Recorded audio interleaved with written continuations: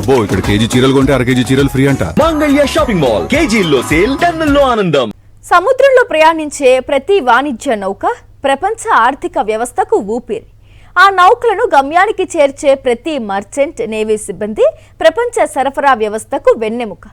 అలాంటి వేలాది మంది భారతీయ సీఫేరర్లు ఇప్పుడు యుద్ధం నీడలో విధులు నిర్వర్తిస్తున్నారు.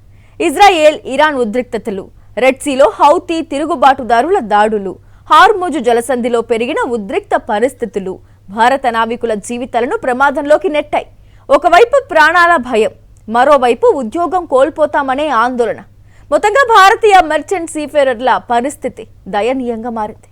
ప్రపంచవ్యాప్తంగా సుమారు 18 నుంచి 20 లక్షల మంది మర్చెంట్ సీఫేరర్లు పనిచేస్తున్నారు. అందులో దాదాపు 3.5 నుంచి 4 లక్షల మంది భారతీయులే. ఫిలిప్పీన్స్ తర్వాత అత్యధిక మంది సీఫేరర్లను ప్రపంచానికి అందిస్తున్న దేశం భారత్. భారీ చమురు ట్యాంకర్లు, కంటైనర్ షిప్స్, ఎల్ఎన్జీ నౌకలు, బల్క్ కార్గో షిప్స్, కెమికల్ ట్యాంకర్లు ఇలా ప్రపంచ వాణిజ్యాన్ని నడిపించే వేలాది నౌకల్లో భారతీయులు కీలక బాధ్యతలు నిర్వర్తిస్తున్నారు. కెప్టెన్ల నుంచి ఇంజనీర్ల వరకు, ఎలక్ట్రికల్ ఆఫీసర్ల నుంచి డెక్ క్రూ వరకు భారతీయుల పాత్ర కీలకంగా మారింది. గత కొన్నేళ్లుగా రెడ్ సీ ప్రాంతంలో హౌతీ తిరుగుబాటుదారుడు వాణిజ్య నౌకలపై క్షిపణులు, డ్రోన్లతో దాడులు చేస్తున్నారు. ఇప్పుడు మధ్యాసియా యుద్ధం తీవ్ర రూపం దాల్చడంతో హర్ముజ్ జలసంధి కూడా అత్యంత ప్రమాదకర ప్రాంతంగా మారింది. ఇరాన్, అమెరికా, ఇజ్రాయెల్, పాశ్చాత్య దేశాల మధ్య ఉద్రిక్తతల ప్రభావం సముద్ర మార్గాలపై పడుతోంది. వాణిజ్య నౌకలు ఎప్పుడు దాడికి గురవుతాయో తెలియని పరిస్థితి నెలకొంది.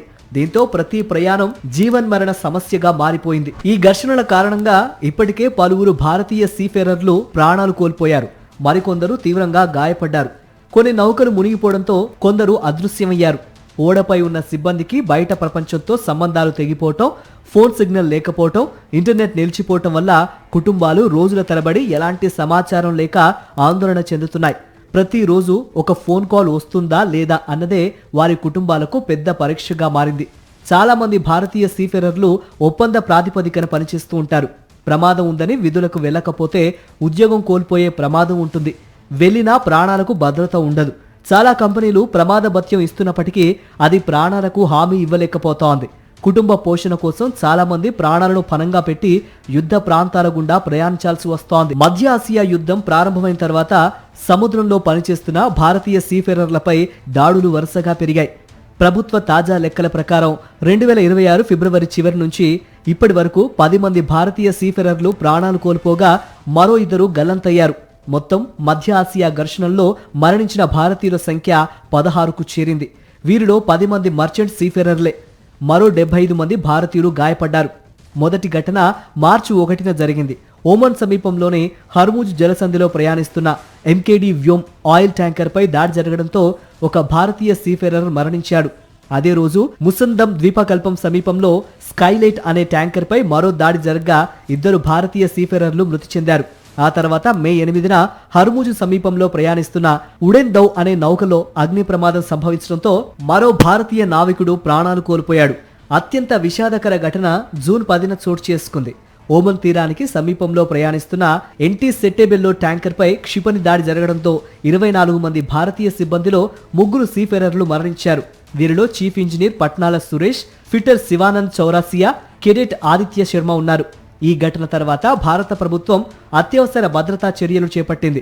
తాజాగా జూలై 12 నుంచి 14 మధ్య ఓమన్ సముద్ర జలాల్లో 2 వాణిజ్య చమురు ట్యాంకర్లపై జరిగిన దాడుల్లో మరో భారతీయ సీఫేరర్ మరణించగా పలువురు గాయపడ్డారు. మరో ఘటనలో 11 మంది భారతీయులు ఉన్న జిఎఫ్ఎస్ గెలాక్సీ నౌకపై దాడి జరగ్గా 10 మందిని రక్షించిన ఒక భారతీయ సీఫేరర్ అదృశ్యమయ్యాడు. దీంతో మృతులు, గల్లంతైన వారి సంఖ్య మరింత పెరిగింది. ఈ వరుస ఘటనల నేపథ్యంలో భారత ప్రభుత్వం హర్ముజ్ జలసంధి మార్గంలో భారతీయ సీఫేరర్లను కొత్తగా విధులకు పంపొద్దని షిప్పింగ్ కంపెనీలకు సూచించింది.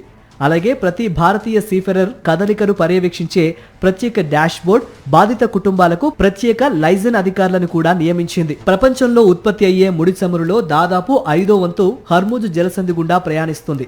భారత్ దిగుమతి చేసుకునే చమురులో కూడా పెద్ద భాగం ఇదే మార్గం ద్వారా వస్తుంది. ఎరువులు, గ్యాస్, రసాయనాలు, ముడి సరుకులు కూడా ఇదే మార్గంలో రవాణా అవుతున్నాయి. ఈ మార్గంలో అంతరాయం ఏర్పడితే చమురు ధరలు పెరగటం, దిగుమతుల ఖర్చు పెరగటం, ద్రవ్యోల్బణం పెరగటం వంటి ప్రభావాలు భారత్పై పడే అవకాశం ఉంది. ప్రమాదాన్ని తప్పించేందుకు అనేక షిప్పింగ్ కంపెనీలు రెడ్ సీ మార్గాన్ని వదిలి ఆఫ్రికా ఖండంలోని కేప్ ఆఫ్ గుడ్ హోప్ మార్గాన్ని ఎంచుకుంటున్నాయి. దీనివల్ల వేల కిలోమీటర్లు అదనపు ప్రయాణం చేయాల్సి వస్తోంది. ఒకప్పుడు 20 రోజుల్లో చేరే సరుకు ఇప్పుడు 35 నుంచి 45 రోజుల తర్వాత గమ్యానికి చేరుతోంది. ఇంధన వ్యయం, సిబ్బంది జీతాలు, బీమా ప్రీమియంలు, పోర్టు ఛార్జీలు అన్నీ పెరిగిపోతున్నాయి. చివరకు ఈ భారం వినియోగదారులపైనే పడుతోంది. భారత ప్రభుత్వం పరిస్థితిని నిరంతరం పర్యవేక్షిస్తోంది. విదేశాంగ శాఖ, నౌకాశ్రయ శాఖ, భారత రాయబార కార్యాలయాలు సమన్వయంతో పనిచేస్తున్నాయి. ప్రమాద ప్రాంతాల్లో ఉన్న భారతీయ నౌకల వివరాలను ఎప్పటికప్పుడు సేకరిస్తున్నాయి. అవసరమైతే అత్యవసర సహాయం అందించేందుకు ప్రత్యేక కంట్రోల్ రూములు ఏర్పాటు చేశారు. భారత నౌకాదళం కూడా అరేబియా సముద్రం, గల్ఫ్ ఆఫ్ ఒమన్ ప్రాంతాల్లో అప్రమత్తంగా గస్తీ నిర్వహిస్తోంది. ప్రపంచ ఆర్థిక వ్యవస్థ సజావుగా నడవాలంటే మర్చెంట్ సీఫెరర్లు సురక్షితంగా ఉండాలి. కానీ ప్రస్తుతం పరిస్థితులు అందుకు విరుద్ధంగా ఉన్నాయి. ప్రతి ప్రయాణము ప్రమాదమే, ప్రతి నౌకపై భయమే, ప్రతి కుటుంబంలో ఆందోళనే.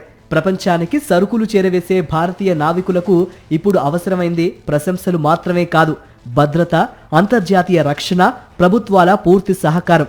సముద్ర మార్గాలు మళ్లీ శాంతియుతంగా మారితేనే వేలాది భారతీయ కుటుంబాలు ఊపిరి పీల్చుకోగలవు.